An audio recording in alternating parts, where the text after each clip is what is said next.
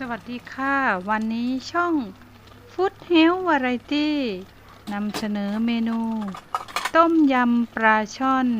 ซึ่งเป็นเมนูที่ทำง่ายๆและหาส่วนประกอบได้ทั่วๆไป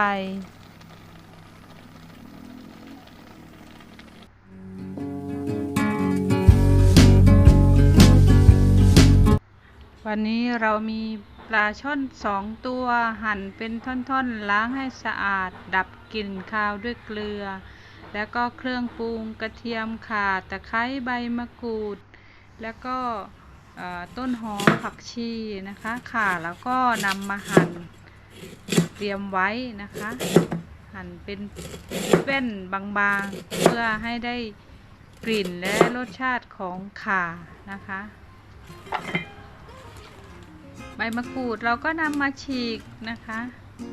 ฉีกเป็นเส้นเล็กๆหรือจะเอาทั้งใบก็ได้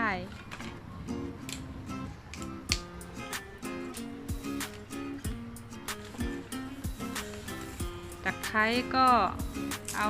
หัวตะไคร้นะคะมาทุบนะคะทุบพอให้แตกเพื่อให้มันมีกลิ่นหอมนะคะเวลาเราต้มปลากระเทียมพริกเราก็ล้างสะอาดแล้วเราก็นำมาตำพอแตกนะคะ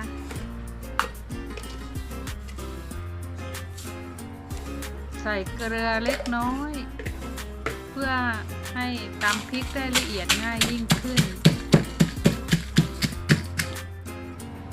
หลังจากนั้นนำกระทะตั้งไฟใส่น้ำพอประมาณ1 ลิตร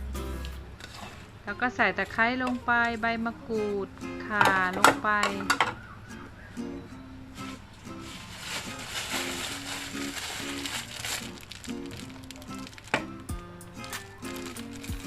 ใส่มะขามเปียกนะคะเปรี้ยวหรือไม่เปรี้ยวตามที่เราชอบเลยนะคะ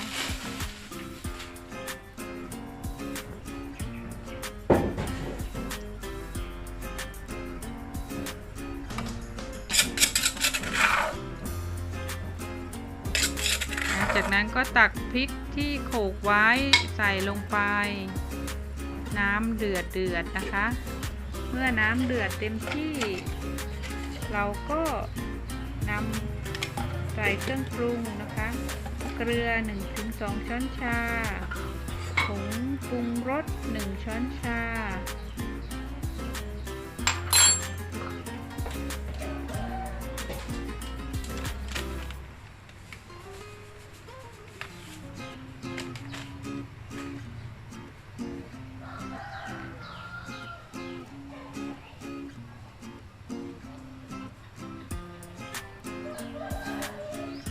แล้วก็ใส่ปลาลงไปเลยนะคะใส่ปลาในขณะที่น้ำกำลังเดือดเต็มที่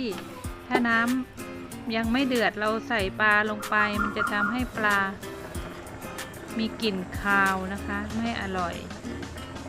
หลังจากเนื้อปลาสุกเราก็โรยด้วยต้นหอมผักชีที่หั่นเตรียมไว้ชิมรสดูนะคะว่ารสชาติออกเปรี้ยวหรือรสชาติได้เป็นที่พอใจของเราแล้วก็ตักมารับประทานได้ค่ะขอบคุณที่ติดตามรับชมช่องฟู้ดเฮลท์วาไรตี้ฝากกดไลค์กดแชร์และกดติดตามไว้นะคะเพื่อไม่พลาดคลิปวิดีโอต่อไป